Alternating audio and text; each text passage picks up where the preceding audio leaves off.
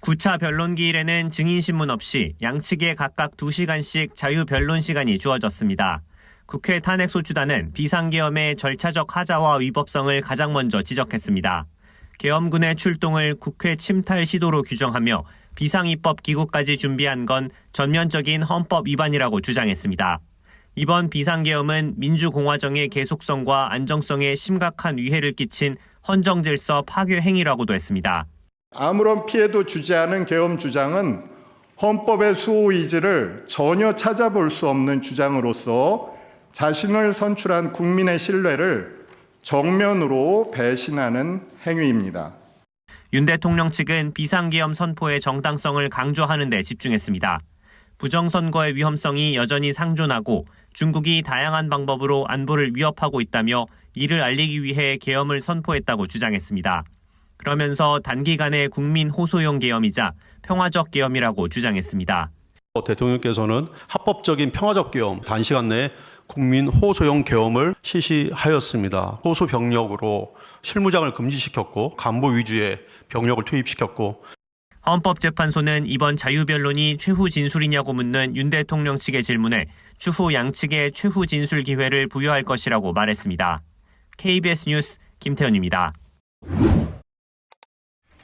국회 소추단 측은 2시간 동안의 변론에서 수사기관의 피의자 신문조서를 상세히 제시했습니다. 조청장, 국회에 들어가는 국회의원들 다 잡아 체포해 불법이야 라며 같은 취지로 반복하여 지시하였다고 진술하였습니다. 탄핵심판 증인으로 채택되지 않은 문상호 전 정보사령관의 피의자 신문조서 내용도 일부 공개했는데 윤 대통령 측은 즉각 반발했습니다. 문상호에 대한 2회 진술조서 진술 내용입니다. 피청구인 측에서 반대 신문으로 신빙성을 탄핵할 수 없는 그 진술조서에 대해서 증거조사하는 것은 이 법률에 위반된다고 생각됩니다. 하지만 헌법재판소는 증거 채택 결정은 이미 4차 기일에 이뤄졌고 관련 문제 제기에 대해선 이미 의견을 밝혔다며 받아들이지 않았습니다.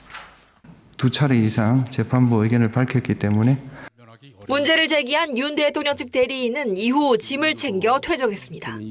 윤 대통령 측은 정계선 헌법재판관이 국회 소추단 측 대리인인 김희수 변호사와 사법연수원 사제지간이라며 공정성 의혹도 추가 제기했습니다. 반면 국회 소추단 측은 문영배 헌재소장 권한대행의 거주지로 지목된 곳에서 벌어지는 강성 시위를 비판하며 윤 대통령 주변 인사들을 원인으로 지목했습니다. KBS 뉴스 강푸른입니다. 헌법재판소가 윤석열 대통령이 신청한 10차 변론기일 연기를 받아들이지 않았습니다. 헌재는 재판관 평의 끝에 두 재판 사이에 시간적 간격이 있고 조지호 경찰청장에 대한 구인영장 집행을 촉탁한 점 등을 고려했다고 결정 배경을 설명했습니다. 앞서 윤 대통령 측은 형사재판 공판준비 기일과 10차 변론 기일이 겹친다며 기일 변경을 신청했습니다. 다만 재판 일정을 고려해 변론 시작 시간은 당초보다 1시간 늦추기로 했습니다. 이에 따라 증인별 신문 시간도 1시간 이상 늦춰졌습니다.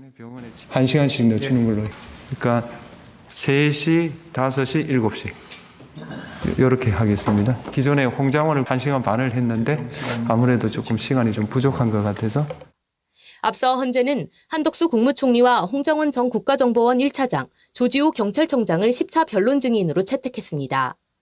헌재는 건강 문제로 2차례 출석을 거부한 조 청장을 강제 구인하기로 했고 서울 동부지검에 집행을 요청한 상태입니다. 10차 변론 이후 양측의 최종 의견 진술과 평의 등의 절차 등을 고려하면 윤 대통령의 탄핵 심판 선고는 다음 달 중순쯤 이뤄질 것이라는 전망이 나오고 있습니다. KBS 뉴스 박민경입니다.